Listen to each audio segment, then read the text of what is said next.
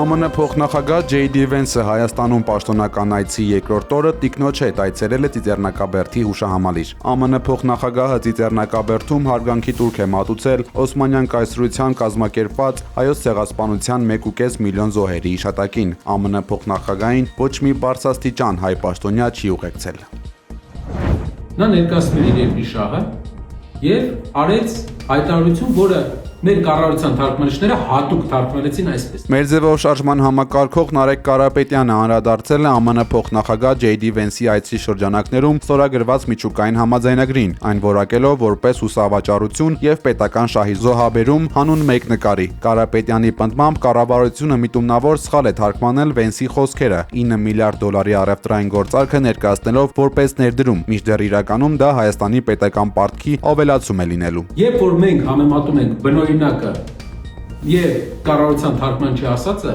մենք հասկանում ենք, թե ինչ մեծ սուտ են ցանկանում մեզ վաճառել արգելահեղինակիցները։ Այս կառավարությունը ցանկանում է մեզ ասել, որ Ամերիկայի Միացյալ Նահանգներից գնելով 9 միլիարդ դոլարի սարքավորումներ եւ տալով 9 միլիարդ դոլարի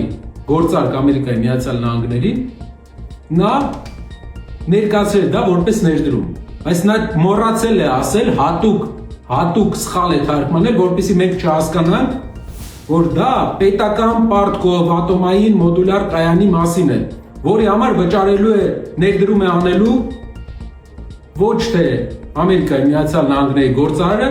այլ ես, դուք եւ բոլորս Հայաստանի քաղաքացիները։ Կարապետյանը նաև հավելել է, որ ԱՄՆ-ում դեռևս չկա շահագործվող որևէ ավարտուն մոդուլային կայան, մինչդեռ Չինաստանը Հայաստանին առաջարկել էր 2 անգամ ավելի էժան եւ 2 անգամ ավելի հզոր ատոմակայան, ինչը ըստ նրա մերժվել է քաղաքական նկատառումներով։ Կարապետյանը եզրափակել է, որ երկիրը պետք է կառավարվի այնպիսի մարդկանցով, ովքեր սեփական իշխանության պահպանումը չեն գերադասի պետական շահից։ ԱՄՆ-ն Հայաստանի հետ ստորագրել է խաղաղ միջուկային էներգետիկայի ոլորտում համագործակցության համաձայնագիր, որը նախատեսում է մինչև 9 միլիարդ դոլարի հնարավոր ներդրումային շրջանակ։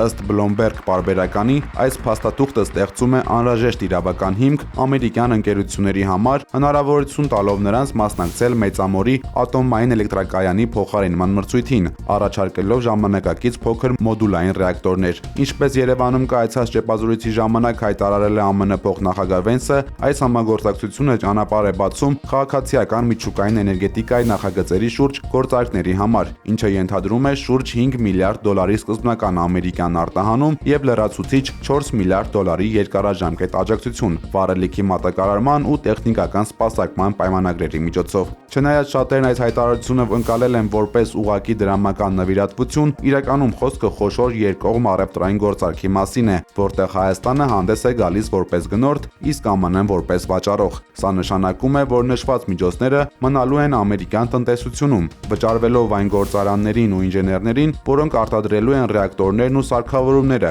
իսկ Հայաստանը փոխարենը ստանալու է բարձր տեխնոլոգիական ակտիվ եւ սեփական էներգետիկ աղբյուր։ Vance-ի խոսքով սա փոխշահավետ դասական իրավիճակ է։ Ամերիկայի համար սա նոր շուկա է եւ տեխնոլոգիական ներկայություն տարածաշրջանում, իսկ Հայաստանի համար կենսական հնարավորություն նվազեցնելու տասնամյակների էներգետիկ կախվածությունը Ռուսաստանից։ Փոքր մոդուլային ռեակտորներն ապահովելու են երկրի էլեկտրաէներգիայի հիմնական մասը, դարձնելով Հայաստանը տեխնոլոգիապես ավելի պաշտպանված ու ինքնաբավ։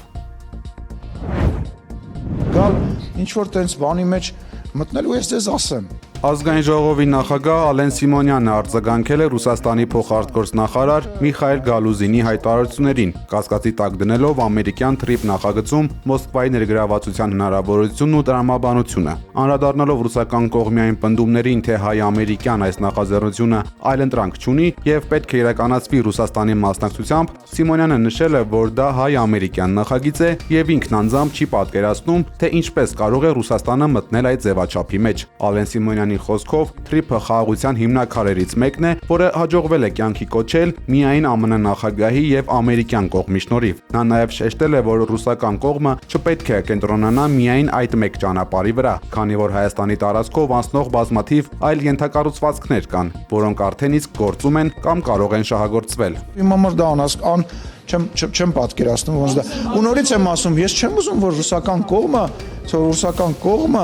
կենտրոնանա հենց մենակ այդ միակ ճանապարհը չի, որ Հայաստանի մեջով անցնում է, անցել է կամ անցնելու է։ Բազմաթիվ ճանապարհներ կա, որի օրինակը ես բերեցի։ Այսօր գործում է այդ ճանապարհը, ապրանք է գալիս, մենք պատրաստվում ենք պայմանական ապրանք ուղարկենք իրան, եկեք մի հատ մի տեղ կա, այդքանք մենք էլ մտնենք բան, անեիք 100 տարի աստեղ եք, անեիք։ Փաստ թերթի տեղեկություններով իշխանությունները նոր քայլեր են ձեռնարկում փետրվարի 16-ից 19-ը Ավստրիայում նախատեսված եպիսկոպոսատ ժողովը խափանելու համար։ Ըստ թերթի տեղեկությունների Նիկոլ Փաշինյանի հանձնարարությամբ արդեն իսկ քրեական վարույթներ են հարուցվել 6 եպիսկոպոսների եւ 1 քահանայի նկատմամբ, ինչի հետևանքով կիրառված բացակայելու արգելքը զրկում է նրանց Ավստրիա մեկնելու հնարավորությունից։ Պարբերականը հայտնել է, որ եթե Մայրաթորը այնուամենայնիվ որոշի ժողովն անցկացնել արտերկրում, իշխանությունը նախատեսում է այնտեղ ուղարկել իրեն հարող հոգևորականներին, այդ թվում ԱՄՆ արևմտյան թեմի առաջնորդ Հովնան եպիսկոպոս Տերտերյանին, կարգալույց հռչակված Արման Սարոյանին, Նավաստարտ Կջոյանին եւ Արաքել Քարամյանին։ Նշվում է, որ նրանց կուղեկցեն հատուկ ծառայությունների աշխատակիցներ եւ պատգամավորներ, տեղում սադրանքներ հրահրելու եւ ժողովի բնականոն ընթացքը խաթարելու համար։ Բացի այդ, ըստ թերթի տեղեկությունների, Փաշինյան անձամբ է հանդիպել իշխանամետ հոգևորականների հետ, հրահանգելով ակտիվորեն վարկաբեկել ամենայն հայոց կաթողիկոսին, ինչին վերջիներս ստիպված են եղել համաձայնել իշխանության ձեռքին եղած կոմպրոմանտների ճնշման ներքո։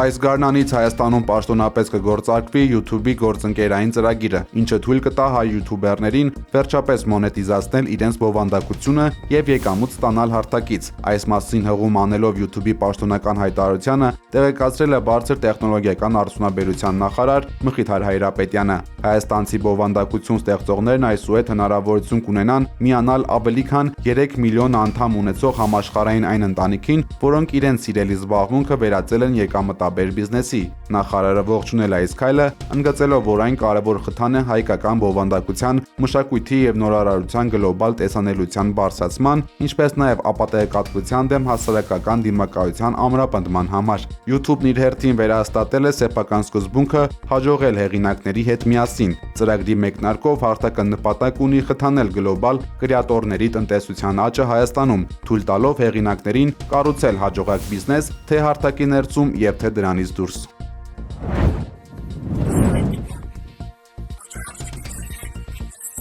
ԱՄՆ պատերազմի նախարար Փիթ Հեքսեթը հայտարարել է, որ Իրանի համար խելամիտ կլինի համաձայնության գալ նախագահ Դոնալդ Թրամփի հետ։ Նա շեշտել է, որ նախագահը ցանկանում է հարցը լուծել բանակցությունների միջոցով։ Հեքսեթի խոսքով ԱՄՆ-ի նպատակը խաղաղությունն է։ Տարածի բեյնալմիլալի Ջումհուրի Իսլամի Իրան Իրանի նախագահ Մասուդ Փեզեշքյանը Թեհրանում օտարերկրյա դեսպանների հետ հանդիպմանը բանակցություններն անվանել է լավ հնարավորություն։ Նա նշել է, որ Իրանը պատրաստ է խնդիրների արդարացի լուծմանը։ Ըստ նախագահի, երկխոսությունը միակ կայուն ուղին է համաշխարհային մարտահրավերներին դիմակայելու համար։ Իրանը ձգտում է հասնել անարդար պատժամիջոցների վերացմանը եւ պահպանել ուրանի հարստացման իր իրավունքը։ Փեզեշքյանը շեշտել է, որ ցանկացած բանակցություն պետք է հիմնված լինի հավասարության եւ փոխադարձ հարգանքի սկզբունքի վրա։ Չնայած բանակցային տրամադրություններին Իրանի արտգործնախարար Աբբաս Արաղչին հայտնել է, որ կողմերի միջև առկա է անվստահության մեծ պատնեշ։ Նա դա հիմնավորել է ԱՄՆ-ի նախկին գործողություններով։ Այս հայտարարությունները հաջորդում են անցած շաբաթ Օմանում տեղի ունեցած ԱՄՆ-Իրան անուղղակի բանակցություններին, որոնք ընթանում են տարածաշրջանային լարվածության ֆոնին։ Je veux ici conclure mon propos en vous redisant tout le soutien du peuple français et de la France. Ֆրանսիայի նախագահ Էմանուել Մակրոնը կոչ է արել Եվրոպային պատրաստ լինել ԱՄՆ-ի հնարավոր նոր թշնամական քայլերին։ Մի քանի պարբերականների տված հարցազրույցում նա նշել է, որ Եվրամիությունը պետք է սթափվի եւ իրականացնի անհրաժեշտ բարեփոխումներն իր դիրքերն ամրապնդելու համար։ Մակրոնի խոսքով Եվրոպան չպետք է Վաշինգտոնի հետ լարվածության ժամանակավոր դադարը համարի տևական խաղաղություն։ Նա շեշտել է, որ Թրամփի վարչակազմը բացահայտ հակաեվրոպական դիրքորոշում ունի եւ փորձում է մասնատել Եվրամիությունը։ A dit pendant sa campagne, c'est ce qu'a fait le président Trump. Նախագահը կանխատեսում է նոր լարվածություն հատկապես թվային տեխնոլոգիաների ոլորտում։ Նա նախազգուշացրել է, որ ԱՄՆ-ն կարող է նոր մաքսատուրքեր սահմանել, եթե Եվրոպան փորձի վերահսկել ամերիկյան տեխնոլոգիական հսկաներին։ Մակրոնը կոչ է արել Եվրամիությանը միասնական պարտքի օգնությամբ ներդնել արտադրված է Եվրոպայում ռազմավարությունը։ Սա թույլ կտա մեծացնել ներդրումները եւ մրցակցել ամերիկյան դոլարի գերիշխանության հետ։ Չնայած Ֆրանսիայի ջանքերին, այս ծրագրերին դեռևս դեմ են Գերմանիան եւ հյուսիսային այլ երկրներ։ Զուգահեռաբար Ֆրանսիան ընդլայնել է ռազմական օգնությունը Ուկրաինային։ Փարիզը պատրաստվում է Mirage 2000 ինքնաթիռների նոր խմբականակի փոխանցմանը։